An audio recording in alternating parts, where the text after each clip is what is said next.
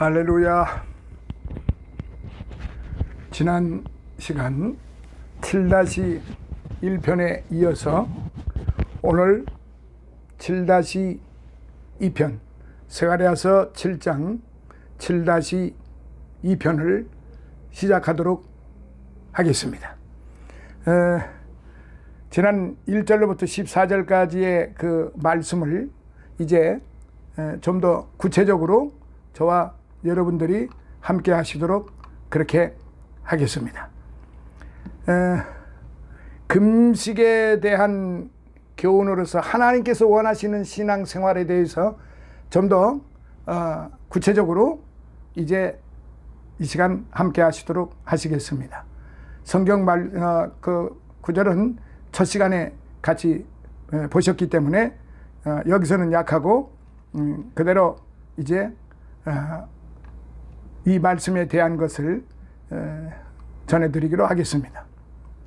스가랴 선지자는 성전 재건 사역을 재개한 지 5개월쯤 되었을 때 성전 재건 사역을 독려하기 위해 8가지 환상을 선포하였었지요.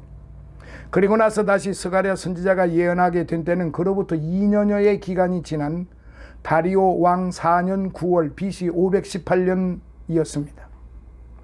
때는 유다가 성전 재건에 착수한 지 2년째 되는 해이기도 하였습니다. 아마도 이때까지 성전 재건 사역은 별다른 어려움 없이 순조롭게 진행된 듯합니다. 그런데 성전 재건 사역으로 매우 분주한 때 당시 포로에서 귀환한 이스라엘 백성들의 신앙생활의 한 단면을 보여주는 사건이 발생하였습니다. 곧 베델 사람들이 스가랴 선지자에게 금식에 관해 질문해 왔지요. 그 내용인즉 바벨론의 포로가 되어 가서부터 포로 기간 동안 약 70여 년간 지켜온 금식일을 성전 재건 사역 기간 중에도 지켜야 하는가 하는 것이었어요. 당시 베델 사람들은 1차 포로 귀환민들 가운데에서도 핵심적인 사람들이었습니다. 그들은 나름대로 성곽을 재건할 정도로 큰 영향력을 가지고 있었어요. 그리고 포로 기간 70년간 지켜온 금식일이란 예루살렘 멸망과 성전 파괴일 등 4차례에 걸친 국치일의 금식이었습니다. 이는 이스라엘 백성들이 바벨론에게 멸망당하는 과정에서 당한 수치를 슬퍼하고요, 예루살렘 멸망 후에도 계속하여 악행을 거듭하는 과정에서 그다리아 총독을 살해한 악행을 탄식하는 금식이었습니다. 예레미야서 40장 7절 41장 2절에 보면 말씀이 있습니다. 곧 이스라엘 백성들은 하나님의 징계를 받아 바벨론의 포로가 되었을 때 먼저 하나님 앞에 회개하고 지난날을 자신들의 죄악을 회개하는 의미에서 금식일을 선포하고 지켰던 것입니다. 그런데 이 일을 본토로 귀환한 후에야 계속해야 할 것인가 하는 점이 바로 베델 사람들이 제기한 질문의 요지였지요. 그러나 베델 사람들의 질문은 순수한 신앙의 열심으로 받아들일 수 없었어요. 왜냐하면 성전 재건 사역으로 분주한 때에 금식일 문제를 들고 나온 데에는 베델 사람들의 이기적인 계산이 내재되어 있었기 때문이에요. 물론 베델 사람들은 스가랴 선지자를 찾아왔을 때 먼저 여호와 하나님께 은혜를 구하는 의식, 곧 하나님께 제물을 바치며 간구하는 의식을 행함으로써 자신들의 신앙 열심을 드러냈습니다. 하지만 베델 사람들은 신앙의 형식을 중요시했기 때문에 이 같은 의식을 취한 것입니다. 마찬가지로 금식일을 지켜야 하느냐고 묻는 그들의 질문도 의도적으로 금식일을 왜 지키지 않느냐는 책망을 하기 위함이었던 것이지요. 아마도 당시 성전 재건 사역의 중요성 때문에 금식일은 제대로 지켜지지 않은 듯 하기도 합니다. 실로 베델 사람들은 신앙의 형식에 치중한 나머지 신앙의 내용을 간과하고 있었습니다. 곧 베델 사람들은 하나님의 권위를 인정하고 하나님께 영광 돌리기 위해 신앙생활하는 것이 아니라 자신들의 종교적인 이기심, 남이 지키지 않는 일을 자신들은 지키고 있다는 우월의식을 채우기 위해 신앙의 형식적인 면을 지키고 있었습니다. 이 점은 하나님께서 선지자 스가랴를 통해 금식 문제를 들고 나온 베델 사람들을 훈계하신 사실에서도 여실히 증명되고 있어요. 곧 하나님을 향한 신앙 열정이 단지 종교적 우월의식을 만족시키기 위해 형식적으로 나타난다면은 그건 신앙이 아니죠. 그건 하나님이 받아들이시지를 않으시지요. 하나님이 기뻐하시지를 않으시지요. 이는 여호와 하나님을 기만하는 신앙생활이 되기 때문에 그렇습니다. 그렇다면 베델 사람들에게 주신 여호와 하나님의 책망을 통해서 오늘 하나님께서 우리 성도들에게 원하시는 참된 신앙생활이 무엇인지를 우리가 살펴봐야 합니다. 자, 첫째, 9절의 말씀. 하나님께서는 진실된 재판을 시행하라고 하셨어요.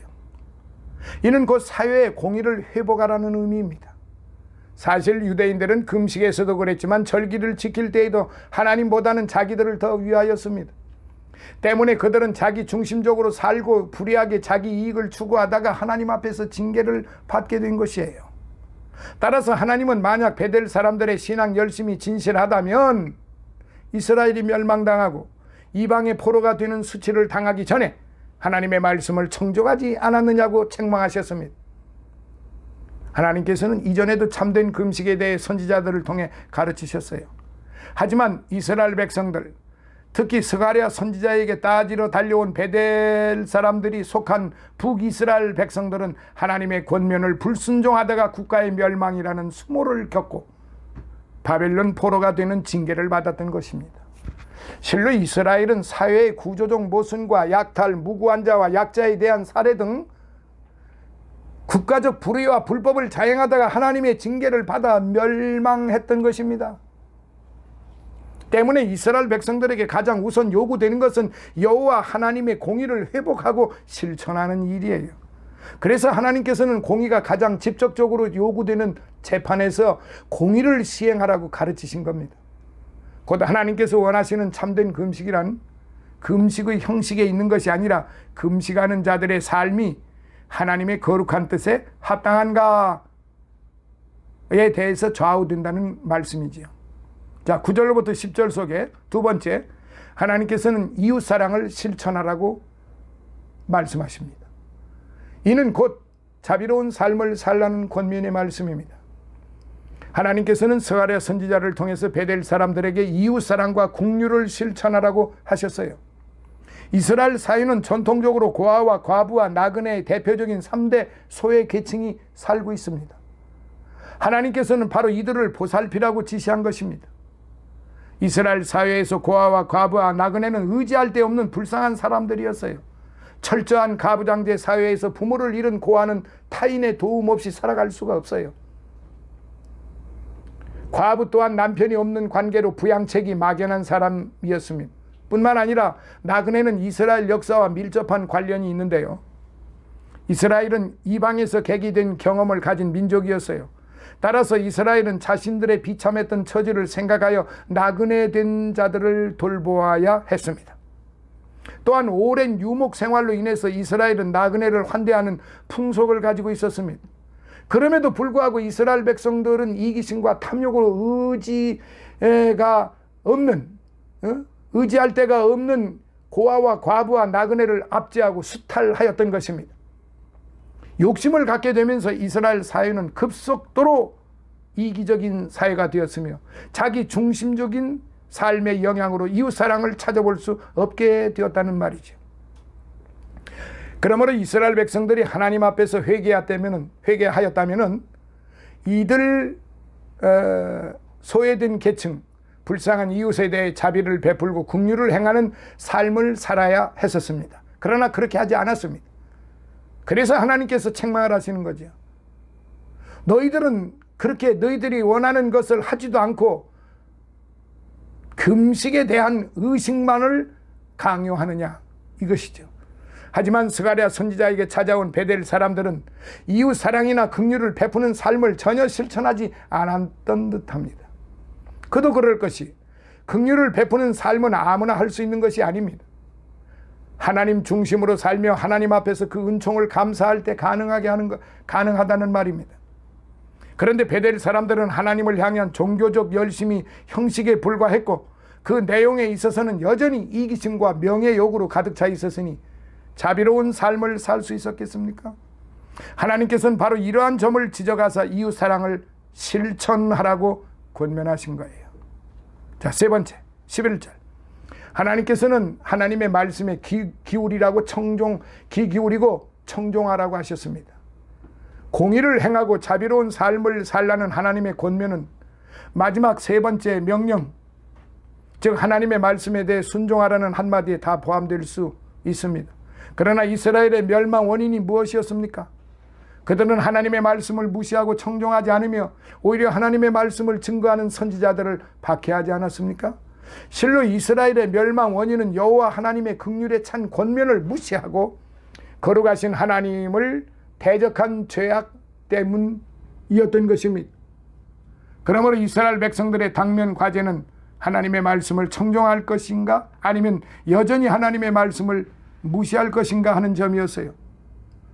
곧 금식을 계속할 것인지의 여부가 중요하지 않았습니다. 더구나 지금은 하나님의 성전을 재건하기 위해 물심양면으로 힘쓰고 애쓰는 때가 아니었습니까? 결국 하나님께서는 스가랴 선지자를 통해 베델 사람들에게 형식적인 금식을 위해 온전한 마음으로 하나님의 사역에 열심인 백성들을 미혹하지 말라고 책망하신 것입니다. 그리고 하나님 앞에서 살아갈 때 보다 중요한 것은 금식을 계속할지 중단할지 그것이 중요한 것이 아니라 금식하는 자들이 어떤 신앙 자세로 살아가느냐 하는 것이라는 사실을 분명하게 교훈하셨습니다. 진정 참된 금식은 금식 행위 그 자체가 아니라 금식하는 자들의 금식에 합당한 삶임을 잊어서는 안 될 것입니다. 그런즉 우리는 사람에게 보이기 위한 삶을 살 것이 아니라 심령을 감찰하시는 여호와 하나님 보시기에 합당한 삶을 살아야 할 것입니다. 사랑하시는 성도 여러분,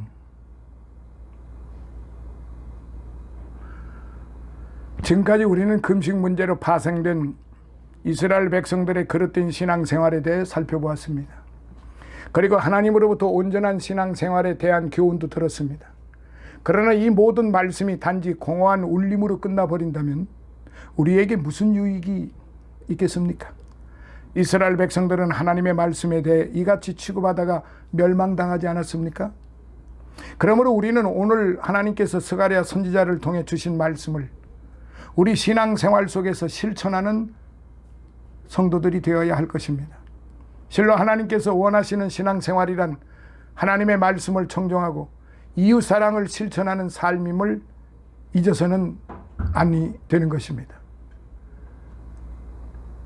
오늘 이 말씀을 마음속에 깊이 새기시고 하나님 앞에나 사람 앞에나 부끄러움이 없는 그런 삶을 우리는 살아야 하는 것입니다. 베델 사람들은 스가랴에게 금식일에 대해서 물었지만 그들은 신앙의 형식만 추구하였다는 사실을, 그래서 하나님께로부터 책망을 받게 된 것입니다. 오늘 우리들도 이처럼 신앙을 남에게 보이기 위해 과대하게 행동하지 않습니까? 신앙은 하나님 보이기 위한 것이지 사람에게 보이기 위함이 아님을 우리는 기억을 해야 됩니다. 하나님께서는 당시 금식에 대한 취지를 잘못 이해하고 있는 베델 사람들을 책망하셨습니다. 겉과 속이 다르기 때문에 그렇습니다. 하나님께서는 금식보다 하나님 앞에서 공의와 이웃사랑을 실천하는 삶을 사는 것이 더 중요하다고 말씀을 하신 것입니다. 진정 오늘 우리들은 하나님 앞에서 어떤 삶을 살고 있을까요? 어떤 삶을 우리가 지금 살고 있는가 스스로 자문해 봐야 할 것입니다. 이제 7장을 마무리하면서 우리는 다시 한번 우리 안에 있는 두 마음을 생각해 봐야 합니다. 하나님을 향하는 마음, 그것이 가식적인 마음이 되어서는 그건 하나님을 향하는 마음이 아닙니다. 위선적인 마음 가지고 있으면은 그거 역시도 겉으로 하나님을 향하는 그런 행동을 한다 할지라도 하나님이 거두절미하고 거절하십니다. 하나님이 그런 사람의 기도를 들으시지도 아니하시고 또한 그런 자들에게 하나님의 은혜를 베풀어 주시지도 않습니다. 겉으로는 가장 믿음이 있는 척 하면서 실제 생활 속에서는 전혀 그렇지 않다고 하면은 이것은 위선의 신앙생활이고 하나님을 모욕하는 그야말로 하나님을 못 오가는 그런 삶이라는 사실을 우리 자신들 스스로가 깨달아야 할 것입니다. 내 안에 두 마음이 있으면서 하나님을 향하는 마음보다는 사단을 향하는 마음이 더 강하면서 내가 하나님을 향한다고 박박 우기고 있다면 그거 역시 위선적인 신앙이요 삶입니다. 하나님이 모르시겠습니까? 하나님은 일거수일투족 우리의 머리카락 하나라도 세세하게 다 세시고 계신다는 사실을 오늘 저와 여러분들은 잊어서는 안 됩니다. 이와 같은 하나님의 이 말씀을 청종하면서 살 때 우리는 하나님의 은혜와 축복을 받습니다. 이 7장을 여러분들이 마무리하면서 이 금식에 대한 교훈에 대해서 다시 한번 깨달아서 정말로 하나님이 기뻐하시고 원하시는 것이 무엇인가를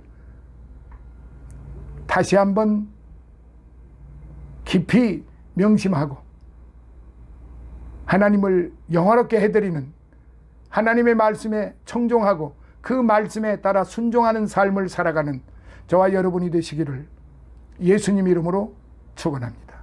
다음 8장에서 다시 만나 뵙도록 하겠습니다. 감사합니다.